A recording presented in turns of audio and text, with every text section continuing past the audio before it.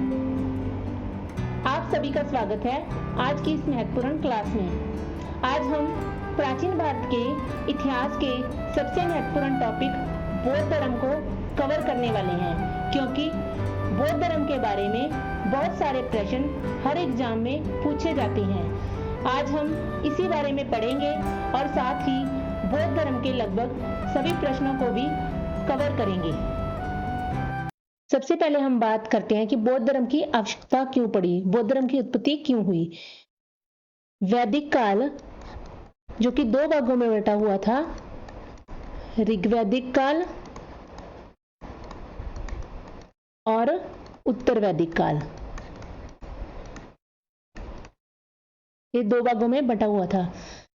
जो ऋग्वैदिक काल था उसमें जो वर्ण व्यवस्था थी वो कर्म पर आधारित थी, कि जो जैसा काम करेगा वैसा ही उसका वर्ण हो जाएगा, यानी कि व्यवसाय पर आधारित थी। अगर कोई ब्राह्मण था, पुरोहित का काम करता था तो वो ब्राह्मण बन जाता था, अगर कोई सैनिक का काम करता था वो क्षत्रिय बन जाता था। लेकिन उत्तर वैदिक काल में इसमें बहुत परिवर्तन आ गया। जो वर्ण व्यवस्था थी वो जन्म पर आधारित हो गई। ब्राह्मण का बेटा ब्राह्मण बनता था, क्षत्रिय का क्षत्रिय बनता था, वैश्य का वैश्य बनता था, शूद्र का शूद्र बनता था। जो धर्म था वो अपनी स्थिति खोने लगा था। धर्म में बहुत सी कुरीतियां पैदा हो गई थी और कर्म कांडों में बहुत ज्यादा विश्वास करने लगे थे लोग। इसी कारण से एक नए धर्म का उदय हुआ जिसे बौद्ध धर्म कहते हैं। आगे है बौद्ध धर्म के संस्थापक। बौद्ध धर्म के संस्थापक गौतम बुद्ध थे। यही आगे चलकर महात्मा बुद्ध कहलाए। इन्हें एशिया का ज्योतिपुंज कहा जाता है। महात्मा बुद्ध के बचपन का नाम सिद्धार्थ था। जन्म, महात्मा बुद्ध का जन्म 563 ईसा पूर्व नेपाल के कुशीनगर के लुम्बिनी नामक स्थान पर आमरकुंज वन में हुआ था। जो लुम्बिनी है उसका आधुनिक नाम रुमनदेय है। पिता, महात्मा बुद्ध के पिता का नाम शुद्धोधन था। ये शाक्य वंश के थे। महात्मा बुद्ध शाक्य वंश के थे, इसी कारण ये आगे चलकर शाक्य मुनि कहलाए। माता, महात्मा बुद्ध की माता का नाम माया देवी था, जो कि कौल्य वंश की से थी। उनकी माता की मृत्यु उनके जन्म के 7वें दिन ही हो गई थी, इसलिए उनका पालन पोषण उनकी सौतेली मां मौसी प्रजापति गौतमी ने किया था। भविष्यवाणी, इनके जन्म से कुछ दिन बाद ही कार्लडेव कौंडिन्य इनके द्वारा एक भविष्यवाणी की गई थी कि सिद्धार्थ या तो बहुत बड़ा योगी बनेगा या बहुत ही महान और शक्तिशाली राजा बनेगा। ये कौंडिन्य यह वही थे जो आगे चलकर महात्मा बुद्ध के शिष्य बनते हैं। इसीलिए बचपन से ही उनके पिता शुद्धोधन ने उनका ध्यान राज्य और गृहस्थी में लगाने का मन बना लिया था, परंतु बचपन से ही सिद्धार्थ का मन आध्यात्मिकता की ओर था। इसलिए उनके पिता ने 16 वर्ष की आयु में उनका विवाह करवा दिया था। सिद्धार्थ का विवाह यशोधरा से करवा दिया गया। उनका एक पुत्र था जिसका नाम राहुल था। सिद्धार्थ के सारथी का नाम चन्ना था और उनके घोड़े का नाम कंठक था। अपने राज्य का राजा बनने से एक दिन पहले वे अपने साम्राज्य का भ्रमण करने के लिए निकले। तो इस भ्रमण के दौरान उन्होंने देखा कि मनुष्य के जन्म की 4 अवस्थाएं, जिन्हें देखकर उनका मन व्यथित हो उठा और उनके मन में वैराग्य उत्पन्न हो गया। वो 4 दृश्य थे: वृद्ध व्यक्ति, मृत व्यक्ति, बीमार व्यक्ति और सन्यासी। वृद्ध व्यक्ति अपने बुढ़ापे के कारण दुखी था। जो बीमार व्यक्ति था वो अपनी बीमारी के कारण दुखी था। मृत व्यक्ति के पीछे उसके जो अपने थे वो विलाप कर रहे थे। लेकिन एक सन्यासी था, वो बिल्कुल शांत मन से खड़ा हुआ था, तो उसके मन में फिर वैराग्य उत्पन्न हो गया और वो अपना गृह त्याग करने का मन बना लेते हैं। आगे है गृह त्याग। 29 वर्ष की आयु में अपने परिवार को सोते हुए छोड़कर सिद्धार्थ अपने सारथी और घोड़े को लेकर अपने महल से निकलते हैं और अनोमा नदी पर पहुंचते हैं। वहां पर ये अपने आभूषण और वस्त्रों का त्याग कर देते हैं और फिर अपने सारथी चन्ना को देकर वहां से वापस भेज देते हैं और 7 दिन तक वो अनुप्रिया उद्यान में रहते हैं। यहीं पर इनकी मुलाकात आनंद से होती है, जो आगे चलकर इनका शिष्य बनता है। सिद्धार्थ द्वारा किए गए गृह त्याग को बौद्ध धर्म में महाभिनिष्क्रमण कहते हैं। इसके बाद ज्ञान की खोज में भटकते हुए वे वैशाली पहुंच गए। यहाँ पर उनकी मुलाकात अलार कलाम से हुई, जो कि इनके पहले गुरु बने। अलार कलाम सांख्य दर्शक के गुरु थे। महात्मा बुद्ध ने इन्हीं से सांख्य दर्शन की शिक्षा प्राप्त की। यहाँ पर कुछ समय रहने के बाद वे राजगृह चले गए। राजगृह में उन्हें रुद्रक रामचंद्र से मुलाकात हुई उनकी, तो जो इनके दूसरे गुरु बने। इनसे सिद्धार्थ ने योग दर्शन की शिक्षा प्राप्त की, लेकिन यहाँ पर भी ज्ञान प्राप्ति से उनको संतुष्टि प्राप्त नहीं हुई और वे आगे की ओर बढ़ गए और उरुवेला पहुंच जाते हैं। ये उरुवेला में उन्हें 5 ब्राह्मण मिलते हैं, तो सिद्धार्थ यहाँ पर उनके साथ मिलकर कई वर्षों तक कठिन तपस्या करते हैं, लेकिन किन्हीं कारणों से इनके बीच मतभेद हो जाता है और ये 5 ब्राह्मण सारनाथ चले जाते हैं और जो महात्मा बुद्ध थे वो यहाँ से गया चले जाते हैं। गया में महात्मा बुद्ध 35 वर्ष की आयु में निरंजना नदी के किनारे पीपल वृक्ष के नीचे अन्न जल को त्याग कर तपस्या करने के लिए बैठ जाते हैं। यहीं पर उन्हें ज्ञान की प्राप्ति होती है। उन्हें पता चल जाता है कि संसार दुखों का घर है और इन दुखों का कारण क्या है, इनसे मुक्ति कैसे पाई जा सकती है। और जिस दिन उन्हें ज्ञान की प्राप्ति हुई उस दिन वैशाख पूर्णिमा थी। इसे बौद्ध धर्म में एक पवित्र त्योहार के रूप में बाद में मनाया जाने लगा। ज्ञान प्राप्ति के बाद उनका नाम बुद्ध पड़ गया और ज्ञान प्राप्ति की घटना को संबोधि कहा गया। उसके बाद इन्हें गया स्थान को बोध गया नामक स्थान से जाना जाने लगा। जो पीपल का वृक्ष था उन्हें बोधि वृक्ष के नाम से जाना जाने लगा। महात्मा बुद्ध के अन्य नाम, महात्मा बुद्ध के अन्य नाम थे तथागत, शाक्यमुनि, बुद्ध व केवल्य। महात्मा बुद्ध के पहले शिष्य तपस्वी व कलिक थे। ये लोग बंजारे थे। इसके बाद वे सारनाथ चले गए। यहाँ पर इन्होंने अपने 5 ब्राह्मण मित्रों को अपना पहला उपदेश दिया। सारनाथ को ऋषिपत मृगदायो भी कहा गया है। बौद्ध धर्म की स्थापना भी सारनाथ में हुई है। प्रथम बैठक वृषावास। इसके बाद ये काशी या बनारस चले गई। वहां पर उन्हें एक यश नामक व्यापारी मिलता है, जो अपने परिवार के 50 सदस्यों के साथ बौद्ध धर्म में शामिल हो जाते हैं और बौद्ध संघ की सदस्यता ग्रहण कर लेते हैं। उरुवेला। ज्ञान प्राप्ति के बाद वापसी में जाते हुए महात्मा बुद्ध फिर से उरुवेला पहुंचते हैं। वहां पर 3 विद्वानों से इनका वाद विवाद हो जाता है। उनके नाम थे मुख कश्यप, नदी कश्यप, गया कश्यप। वाद विवाद व तर्क वितर्क के बाद ये तीनों भी बौद्ध संघ की सदस्यता ग्रहण कर लेते हैं। आगे है राजगृह।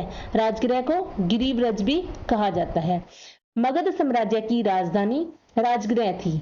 बिंबसार महात्मा बुद्ध से प्रभावित होकर अपनी 16 रानियों के साथ बौद्ध धर्म को ग्रहण कर लेता है और बौद्ध संघ में शामिल हो जाता है। बिंबसार पहला राजा था जिसने बौद्ध धर्म ग्रहण किया। बिंबसार ने वेणुवन विहार महात्मा बुद्ध को उपहार में दिया। श्रावस्ती के व्यापारी सुबात ने, जिसको नागपिटक नाम से भी जाना जाता है, जैतवन विहार और उनकी बेटी विशाखा ने पुणवाराम विहार महात्मा बुद्ध जी को उपहार में दिया। विहार एक ऐसा स्थान था जहां पर साधु आते जाते विश्राम करते होते थे। वैशाली। वैशाली में महात्मा बुद्ध अपने ज्ञान प्राप्ति के 8वें व 20वें वर्ष में भी गए, पहले 8वें वर्ष में गए। वैशाली में जब वो गए तो उन्होंने स्त्रियों को बौद्ध धर्म में प्रवेश करने की अनुमति दे दी। बौद्ध संघ में शामिल होने वाली प्रथम महिला प्रजापति गौतमी थी, जो कि इनकी सौतेली मां थी। इसके बाद एक महिला जिसका नाम अमरपाली था, वो भी बुद्ध की शिष्या बनी। कौशाम्बी।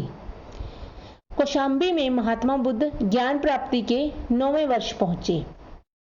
कौशाम्बी के शासक उदयन ने घोषिताराम विहार महात्मा बुद्ध को उपहार में दिया। आगे पावा या मल। यहाँ पर चुंद नामक एक कुम्हार का पुत्र था, जो कि महात्मा बुद्ध का शिष्य था, ने उन्हें खाने के लिए शुक्र मदवक दिया, जो कि होता है सुअर का मांस।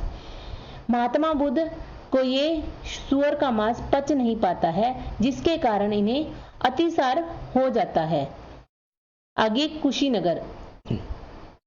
कुशीनगर में महात्मा बुद्ध ने अपना अंतिम उपदेश सुभद्र को कसाया गांव के पास दिया। अपनी मृत्यु से पहले उन्होंने अपने शिष्य आनंद को बुलाकर कहा कि स्त्रियों के आने के बाद बौद्ध धर्म विनाश की ओर जाने लगा है। अब भारत में बौद्ध धर्म ज्यादा देर तक नहीं चलेगा और मेरे बाद कोई भी गुरु नहीं बनेगा। मेरे उपदेशों और मेरी बातों को एक जगह एकत्रित कर अपने जीवन में अपनाओ और उसको बौद्ध धर्म में शामिल करो। इसके बाद कुशीनगर में 483 ईसा पूर्व को हिंडन नदी के किनारे उनकी मृत्यु हुई। इसे महापरिनिर्वाण कहते हैं।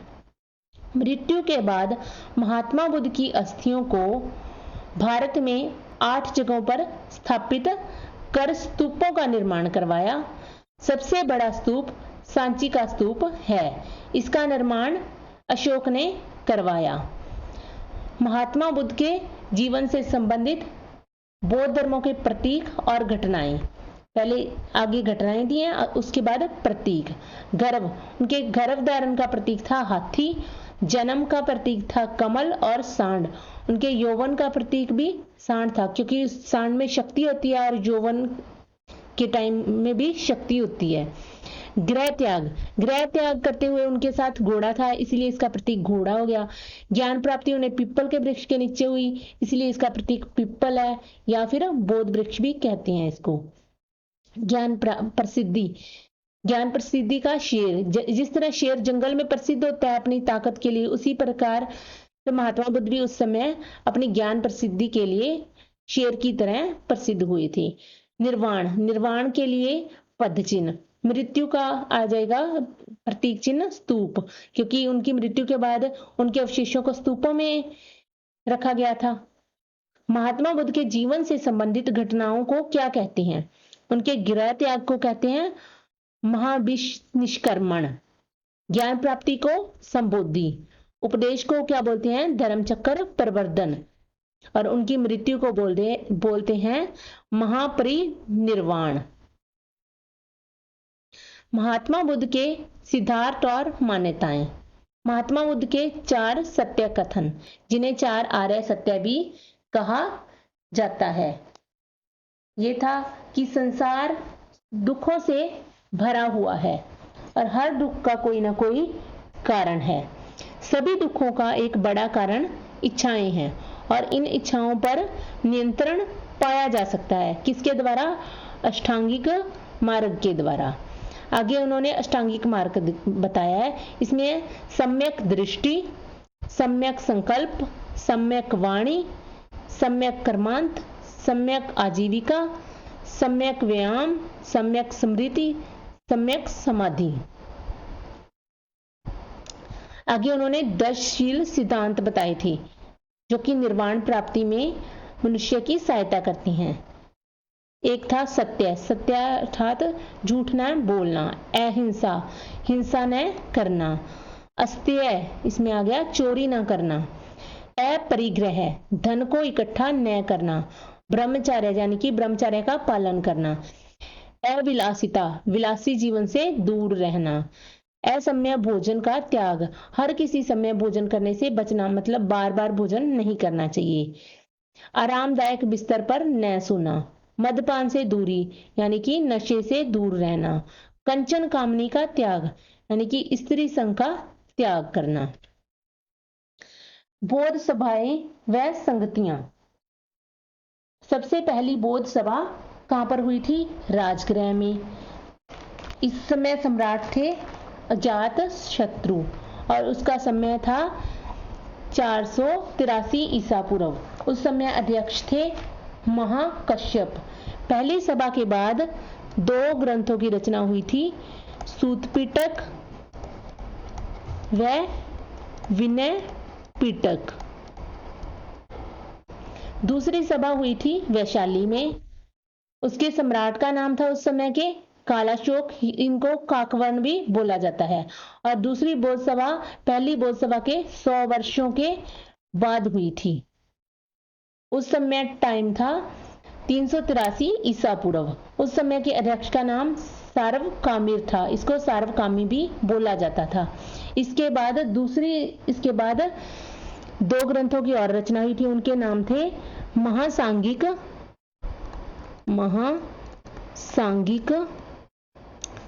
और सोतांत्रिक। आगे है तीसरी सभा। बौद्ध धर्म की तीसरी सभा या संगति पाटलिपुत्र में हुई। उस समय सम्राट अशोक थे और उसका समय 250 या 251 ईसा पूर्व था। उस समय अध्यक्ष मोगली पुत्र थे। इस तीसरी सभा के बाद अभिधम पिटक की रचना हुई थी।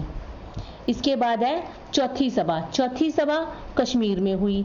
उस समय सम्राट कनिष्क थे और उसका समय था 78 ईस्वी। उस समय अध्यक्ष वसुमित्र थे और उपाध्यक्ष अशव घोष थे। इसके बाद चौथी सभा के बाद बौद्ध धर्म हीनयान और महायान 2 शाखाओं में बंट गया था।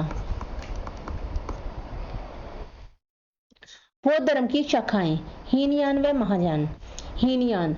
हीनयान उत्तर भारत में जम्मू कश्मीर तक फैली हुई थी और जो महायान शाखा थी वो दक्षिण भारत में आंध्र प्रदेश में फैली हुई थी। हीनयान शाखा के लोग महात्मा बुद्ध को महात्मा मानते थे।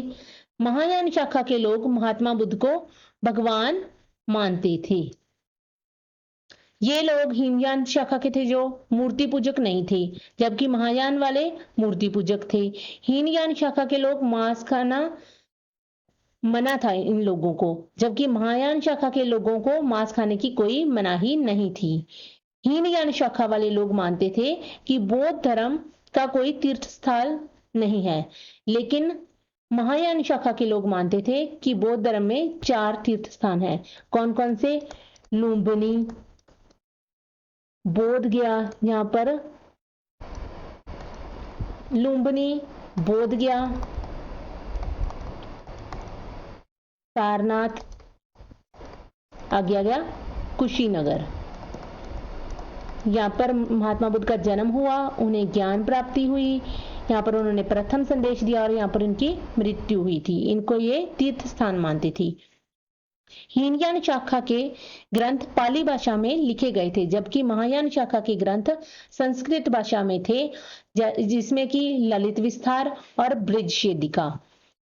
हीनयान था जो बौद्ध धर्म का प्राचीन रूप था। महायान बौद्ध धर्म का नवीन रूप है। हीनयान एक कठोर मार्ग है, इसके द्वारा कम लोग निर्वाण प्राप्त कर सकते हैं। महायान एक सरल मार्ग है, इसके द्वारा अधिक लोग निर्वाण प्राप्त कर सकते हैं। हीनयान शाखा के लोग महात्मा बुद्ध के प्रतीकों की पूजा करते थे, जैसे कि कमल, घोड़ा, इस तरह की, जबकि महायान शाखा के लोग महात्मा बुद्ध की मूर्ति की पूजा करते थे। हीनयान शाखा के लोग कर्म व धर्म में विश्वास रखते थे, जबकि महायान शाखा के लोग परोपकार करने में विश्वास रखते थे। हीनयान शाखा का विस्तार ब्रह्मा, थाईलैंड, श्रीलंका व कंबोडिया में हुआ, जबकि महायान शाखा का प्रचार प्रसार चीन, तिब्बत, कोरिया व जापान में हुआ। बाद में हीनयान शाखा भी दो भागों में बंट गई, सिद्धांतिक और व्यवहारिक। आगे चलकर महायान शाखा भी दो भागों में बंटी, शून्यवाद और योगाचार। आगे है बौद्ध साहित्य। बौद्ध साहित्य में हम पहले बात करते हैं त्रिपिटक। त्रिपिटक का अर्थ है ज्ञान की टोकरी। त्रिपिटक पाली भाषा में लिखे गए हैं। पहला है सूत पिटक, यह अनंत द्वारा रचित है। इसमें महात्मा बुद्ध और उनकी शिक्षाओं का उल्लेख है। दूसरा है विनय पिटक, यह 4 पुस्तकों का मेल है और उपालि द्वारा लिखी गई है। इसमें बौद्ध संघ के आचार व नियमों का उल्लेख है। आगे है अभिधम्म पिटक, यह मोगली पुत्र तीस द्वारा लिखी गई है और इसमें दार्शनिक सिद्धांतों का उल्लेख है। आगे बुद्ध चरित्र, यह अश्व घोष द्वारा रचित एक महाकाव्य है जिसकी रचना संस्कृत भाषा में हुई।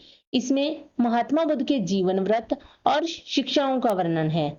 इसे बौद्ध धर्म की रामायण कहा जाता है। धम्मपद, यह पाली भाषा में रचित है और इसे बौद्धों की गीता कहा जाता है। जातक कथा, जातक कथा में महात्मा बुद्ध की पूर्व जन्म की कहानियां हैं जिनकी संख्या 549 है और यह पाली भाषा में रचित है। अठ कथाएं, यह त्रिपिटक के भाष्य के रूप में लिखी गई हैं। दीपवंश व महावंश, यह श्रीलंका में लिखी गई हैं। बौद्ध धर्म के लगभग सभी प्रश्नों को भी कवर करेंगे। बौद्ध धर्म के संस्थापक कौन थे? महावीर स्वामी, महात्मा बुद्ध, आनंद, दयानंद स्वामी। तो बौद्ध धर्म के संस्थापक थे महात्मा बुद्ध। आनंद कौन थे? आनंद महात्मा बुद्ध के प्रिय शिष्य थे। महात्मा बुद्ध का जन्म कब हुआ? 563 ईसा पूर्व, 468 ईसा पूर्व, 570 ईसा पूर्व, 470 ईसा पूर्व। तो महात्मा बुद्ध का जन्म हुआ था 563 ईसा पूर्व में। महात्मा बुद्ध का जन्म कहां पर हुआ? लुम्बिनी में, गया में, सारनाथ में या सांची में? तो उनका जन्म कहां पर हुआ था? लुम्बिनी में। गया में क्या हुआ था उनको? ज्ञान की प्राप्ति। और सारनाथ में क्या था? सारनाथ में उन्होंने प्रथम उपदेश दिया था। और सांची सबसे बड़ा स्तूप है, इसका निर्माण अशोक ने करवाया और यहां पर महात्मा बुद्ध की मृत्यु के बाद अस्थि अवशेषों को रखा गया। और जो लुम्बिनी है वो किस देश में स्थित है? नेपाल में। एशिया का ज्योतिपुंज किसे कहा जाता है? महावीर स्वामी, महात्मा बुद्ध, दयानंद स्वामी, आनंद। एशिया का ज्योतिपुंज कहा जाता है महात्मा बुद्ध को। सांची का स्तूप का निर्माण किसने करवाया? अकबर ने, हुमायूं ने, अशोक ने या नरसिंह ने? किसने करवाया था? अशोक ने। सांची के स्तूप का निर्माण अशोक ने करवाया। अजंता व एलोरा की गुफाएं भारत के किस राज्य में स्थित हैं? केरल में, महाराष्ट्र में, उड़ीसा में, जम्मू व कश्मीर में। कहां पर स्थित है? महाराष्ट्र में।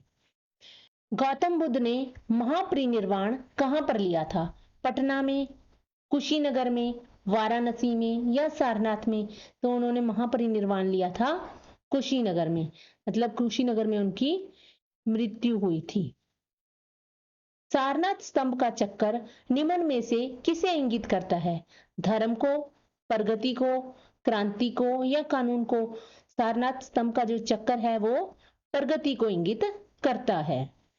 महात्मा बुद्ध ने अपना पहला उपदेश कहां दिया? बोध गया में दिया, सारनाथ में, लुम्बिनी में, कुशीनगर में। तो कहां पर दिया था उन्होंने अपना पहला उपदेश? सारनाथ में। बोध गया में उन्हें ज्ञान प्राप्त हुआ, लुम्बिनी में उनका जन्म हुआ, कुशीनगर में उनकी मृत्यु हुई। कौन सा स्थान महात्मा बुद्ध से संबंधित नहीं है? सारनाथ, पावापुरी, बोधगया, कुशीनगर। कौन सा नहीं संबंधित? पावापुरी। ये किससे संबंधित है? महावीर स्वामी से, जो कि जैन धर्म के संस्थापक थे। विख्यात बोरोबुदुर बुद्ध मंदिर कहाँ स्थित है? नेपाल में, श्रीलंका में, इंडोनेशिया में या मलेशिया में? तो ये स्थित है इंडोनेशिया में। त्रिपिटक धर्म ग्रंथ का संबंध किस धर्म से है? हिंदू, जैन, पारसी या बौद्ध धर्म? किस धर्म से है? बौद्ध धर्म से। गौतम बुद्ध का वास्तविक नाम क्या था? श्रीदत्त, विशालदत्त, सिद्धार्थ, महेंद्र। उनका वास्तविक या बचपन का नाम क्या था? सिद्धार्थ। धर्म चक्र प्रवर्तन किया गया था श्रावस्ती में, सांची में, सारनाथ में, वैशाली में। कहाँ किया गया था? सारनाथ। ये धर्म चक्र प्रवर्तन किसको बोलते हैं? प्रथम उपदेश, यानी कि जब उनको ज्ञान प्राप्त हो गया था उसके बाद उन्होंने सारनाथ में प्रथम उपदेश दिया था, उसे धर्म चक्र प्रवर्तन कहते हैं। महात्मा बुद्ध की मृत्यु कहाँ पर हुई थी? उस स्थान वह किस राज्य में स्थित है? मध्य प्रदेश में, बिहार में, हिमाचल प्रदेश में या उत्तर प्रदेश में? वो स्थित है उत्तर प्रदेश में। बौद्ध धर्म का संरक्षक कुषाण शासक कौन सा था? कौटिल्य, अशोक, विक्रमादित्य या कनिष्क? उन्होंने पूछा है कुषाण शासक, तो कुषाण शासक था कनिष्क। वैसे तो अशोक भी संरक्षक था, लेकिन कुषाण शासक पूछा तो कनिष्क आ जाएगा। महात्मा बुद्ध की मृत्यु किस वर्ष हुई थी? 483 ईसा पूर्व, 438 ईसा पूर्व, 453 ईसा पूर्व या 468 ईसा पूर्व? तो उनकी मृत्यु कहाँ हुई थी? 483 ईसा पूर्व, 80 वर्ष की आयु में कुशीनगर में उनकी मृत्यु हो गई थी। बुद्ध, धम्म व संघ मिलकर कहलाते थे त्रिरत्न, त्रिवर्ग, त्रिसर्ग, त्रिमूर्त। इसका क्या आंसर आ जाएगा? त्रिरत्न कहलाते थे। त्रिपिटक का क्या अर्थ है? ज्ञान की रोशनी, ज्ञान की टोकरी, ज्ञान का प्रकाश या फिर इनमें से कोई नहीं? तो त्रिपिटक का अर्थ है ज्ञान की टोकरी। गौतम बुद्ध की माता का क्या नाम था? यशोदा, त्रिशला, महामाया या राधा? तो उनकी माता का नाम महामाया था और उनकी सौतेली माता का नाम प्रजापति गौतमी था। महात्मा बुद्ध के पिता का नाम क्या था? शुद्धोधन, रणजोधा, शुद्धोगान या महामाया? तो उनके पिता का नाम था शुद्धोधन। बुद्ध का अर्थ क्या होता है? समृद्ध, ज्ञान, गुणवान या गत्ता? तो बुद्ध का अर्थ होता है ज्ञान। गौतम बुद्ध को ज्ञान की प्राप्ति कहाँ हुई? सारनाथ में, बोधगया में, राजगीर में या हरिद्वार में? तो कहां पर हुई थी? बोधगया में। कहां पर हुई थी? पीपल के वृक्ष के नीचे, और उस वृक्ष को क्या बोलते हैं? बोधि वृक्ष। गौतम बुद्ध को किस नदी के किनारे ज्ञान प्राप्त हुआ था? सोन नदी, महानंदा नदी, मोहना नदी या फल्गु नदी? तो उनको ज्ञान प्राप्त हुआ था फल्गु नदी के किनारे, और इस नदी को और क्या बोलते हैं? निरंजना नदी भी बोलते हैं। महात्मा बुद्ध को किस वृक्ष के नीचे ज्ञान की प्राप्ति हुई?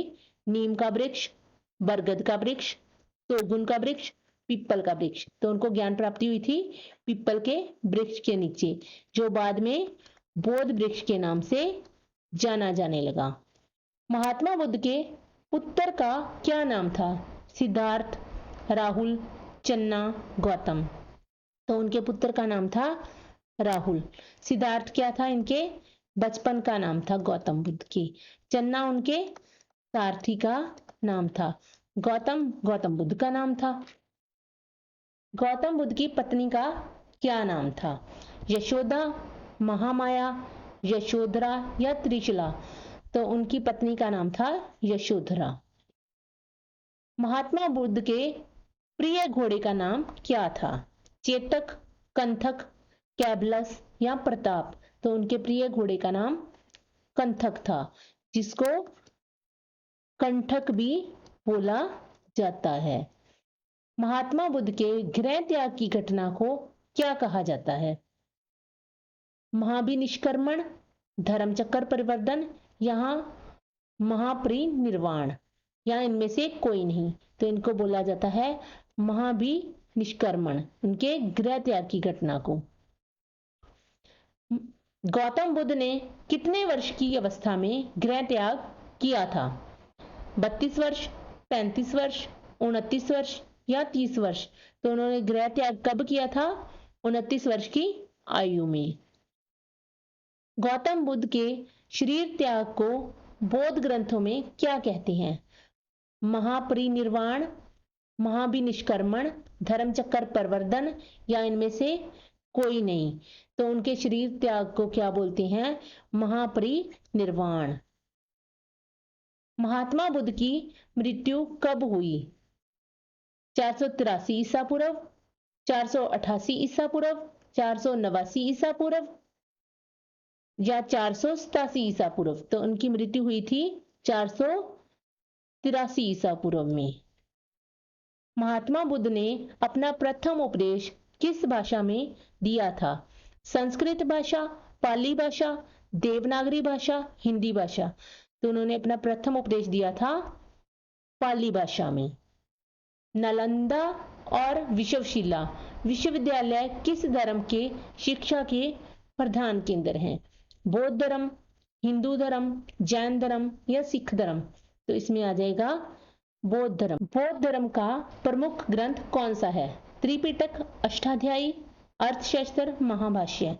तो उनका प्रमुख ग्रंथ है त्रिपिटक, जिसमें है सूत पिटक और है विनय पिटक, तीसरा क्या है? अभिधम पिटक। ये सम्मिलित है त्रिपिटक में। विश्व का दूसरा सबसे बड़ा धर्म कौन सा है? बौद्ध धर्म, हिंदू धर्म, जैन धर्म या सिख धर्म? तो विश्व का दूसरा सबसे बड़ा धर्म है बौद्ध धर्म।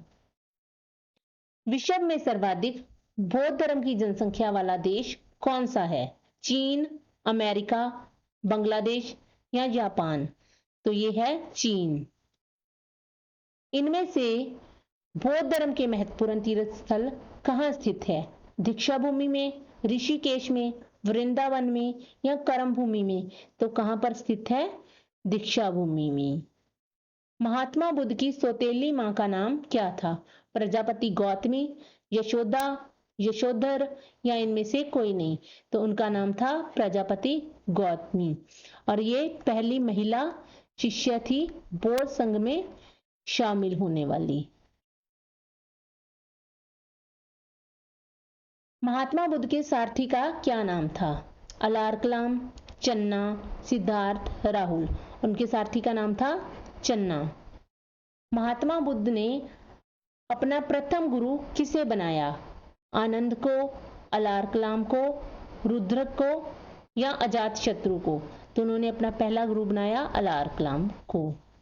महात्मा बुद्ध ने अपने प्रथम गुरु से कौन सी शिक्षा प्राप्त की? सम्यक संकल्प, सांख्य दर्शन, सम्यक कर्म या सम्यक स्मृति? तो उन्होंने प्राप्त की थी शिक्षा सांख्यक दर्शन की।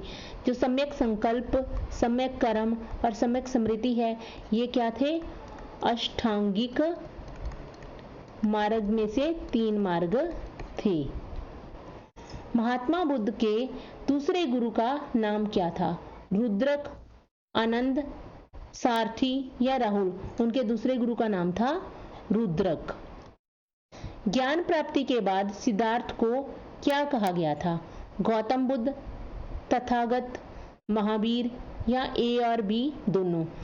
तो ज्ञान प्राप्ति के बाद उनको क्या कहा गया था? महात्मा बुद्ध कहा गया था, गौतम बुद्ध कहा गया था, तथागत भी कहा गया था, महावीर नहीं कहा गया था। तो इसका आंसर आ जाएगा डी, मतलब कि ए और बी दोनों। गौतम बुद्ध को किस रात्रि को ज्ञान की प्राप्ति हुई थी? वैसाखी अमावस्या, चैत्र पूर्णिमा, वैसाखी पूर्णिमा या वैसाखी अमावस्या?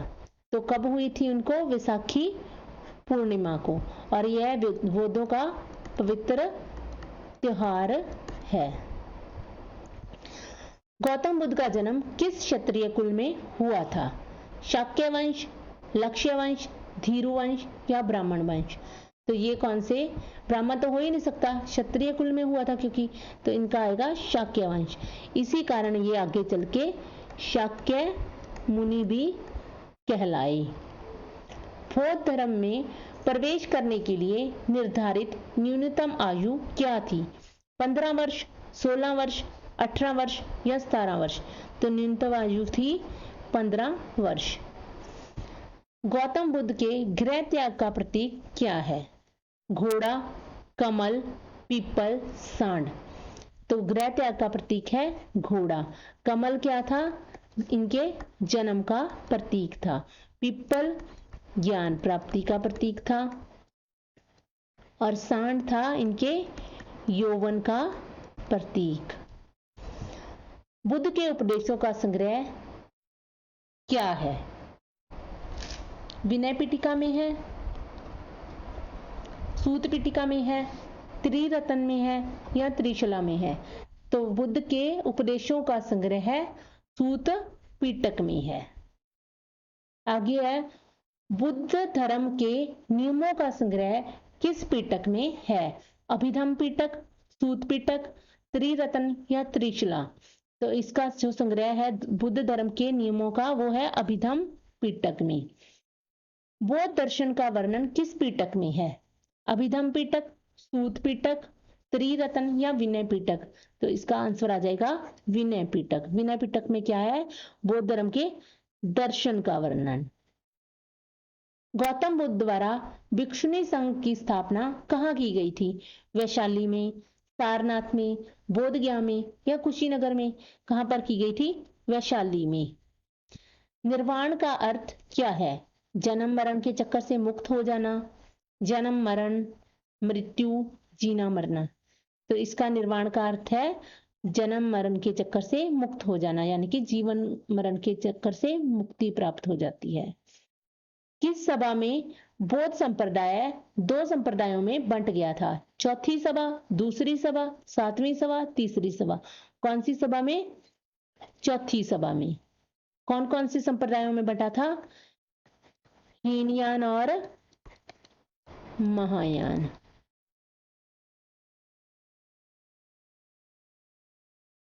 गौतम बुद्ध ने सांसारिक दुखों का संबंध में कितने सत्यों का प्रतिपादन किया? 4 आर्य सत्य, 2 आर्य सत्य, 3 आर्य सत्य या 5 आर्य सत्य? तो उन्होंने सांसारिक दुखों के संदर्भ में 4 आर्य सत्यों का प्रतिपादन किया। गौतम बुद्ध के सबसे प्रिय शिष्य का नाम क्या था? आनंद, राहुल, चन्ना, रुद्रक? तो इनका नाम था आनंद। राहुल इनके पुत्र का नाम था, चन्ना इनके सारथी का नाम था और जो रुद्रक थे इनके दूसरे गुरु थे। बोधि वृक्ष किसने कटवाया था? बिंबसार ने, अशोक ने, अजातशत्रु ने या बंगाल के शासक शशांक ने? तो बोधि वृक्ष किसने कटवाया था? बंगाल के शासक शशांक ने। अशोक ने अपने पुत्र महेंद्र व पुत्री संघमित्रा को किस देश में बौद्ध धर्म के प्रचार व प्रसार हेतु भेजा था? चीन में, जापान में, श्रीलंका में या कंबोडिया में? तो उन्होंने भेजा था श्रीलंका में। गौतम बुद्ध ने निर्वाण प्राप्ति को सरल बनाने हेतु कितने शीलों पर बल दिया था? 20 शीलों पर, 10 शीलों पर, 11 शीलों पर या 4 शीलों पर? तो उन्होंने कितने शीलों पर बल दिया था? 10 शीलों पर। बौद्ध धर्म को भारत से बाहर फैलाने का श्रेय किस सम्राट को जाता है? कनिका, सम्राट अशोक, अजातशत्रु, कालाशोक? तो किसको जाता है? सम्राट अशोक को। दूसरी बौद्ध सभा किस शासक के काल में हुई थी? अशोक, कालाशोक, अजातशत्रु या कनिष्क? तो दूसरी जो सभा हुई थी वो कालाशोक के काल में हुई थी। और तीसरी सभा अशोक के काल में हुई थी। पहली अजातशत्रु के और चौथी कनिष्क के काल में हुई थी। तीसरी बौद्ध सभा कहाँ हुई थी? तीसरी बौद्ध सभा कहाँ हुई थी? पाटलिपुत्र में। और चौथी हुई थी कश्मीर में।